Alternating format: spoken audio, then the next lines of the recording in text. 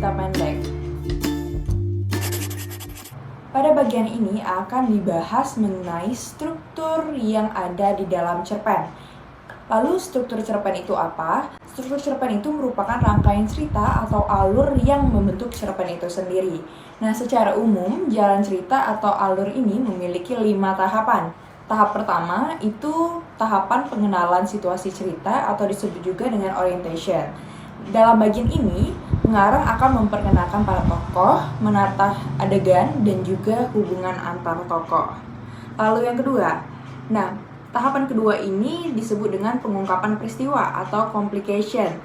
Dalam bagian ini nanti akan disajikan peristiwa awal yang menimbulkan berbagai masalah, pertentangan, ataupun kesukaran-kesukaran bagi para tokohnya.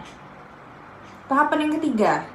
Pada tahapan ketiga ini akan menuju konflik atau rising action.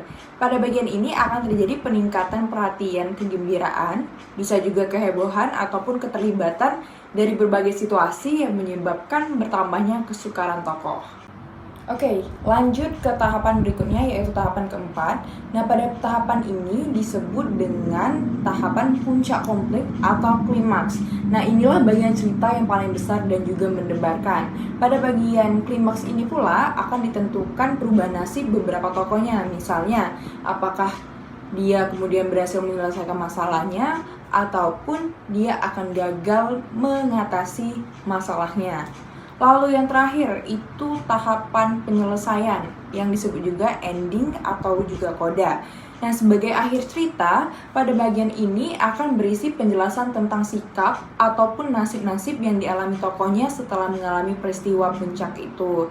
Namun, ada pula cerpen yang penyelesaian akhir ceritanya itu diserahkan kepada imaji para pembaca. Jadi, akhir ceritanya itu akan dibiarkan menggantung tanpa ada penyelesaian. Baik, itulah urutan struktur cerpen dari awal hingga akhir yang membangun cerpen itu sendiri.